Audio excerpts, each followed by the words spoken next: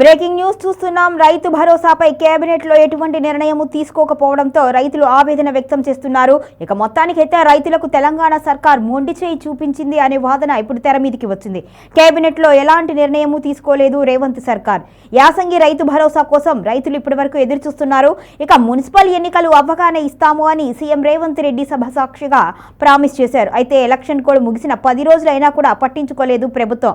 Cabinet భేటీలో కేవలం ప్రభుత్వ ఉద్యోగాలకే వరాలు ఇచ్చినట్టుగా సమాచారం తెలుస్తుంది. మొత్తానికైతే రైతన్నలను పట్టించుకోవడం లేదు అంటూ అన్నదాతలు ఆగ్రహం వ్యక్తం చేస్తున్నారు. ఇక ఎంపీటీసీ జెడ్పీటీసీ ఎన్నికలు వచ్చే వరకు కాలయాపన చేస్తుంటారు అనే విమర్శలు కూడా ఇప్పుడు తెర మీదకి వచ్చాయి.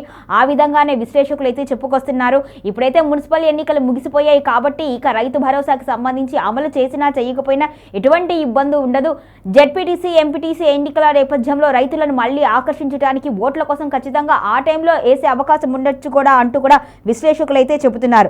వానాకాలం రైతు భరోసా వేసి జూన్లో ఎన్నికలకు వెళతారు అనే సమాచారం అయితే తెలుస్తుంది. మొత్తానికైతే యాసంగి రైతు భరోసా లేనట్టే అని విశ్లేషకులు అయితే చెబుతున్నారు. రైతులకు ప్రతి ఏడాది రైతు భరోసా కింద యాసంగికి ఇవ్వాల్సినవి ఇంతవరకు ఇవ్వలేదు. మొత్తానికైతే కాంగ్రెస్ ప్రభుత్వం హామీ ఇచ్చినట్లుగా రైతు భరోసానైతే ప్రతి సంవత్సరము ఎగవేస్తూనే వచ్చింది. ఇంతవరకు బకాయిలు చెల్లించలేదు. రైతు భరోసాకు సంబంధించి ఆల్రెడీ బకాయిలు కాకుండా ఈ సంవత్సరం ఇవ్వాల్సిన టైం కూడా వచ్చిన సందర్భంలో అవి ఇవి కల్పిస్తారు అనుకుంటే ఏది ఇవ్వకుండా అయితే రైతులకు మొండి చేయి చూపించడంతో రైతన్నులు ఆగ్రహం వ్యక్తం చేస్తున్నారు. ఇక కాంగ్రెస్ ప్రభుత్వాన్ని ఏ విధంగా నమ్మాలి అంటూ కూడా ఆవేదన వ్యక్తం చేస్తున్నారు.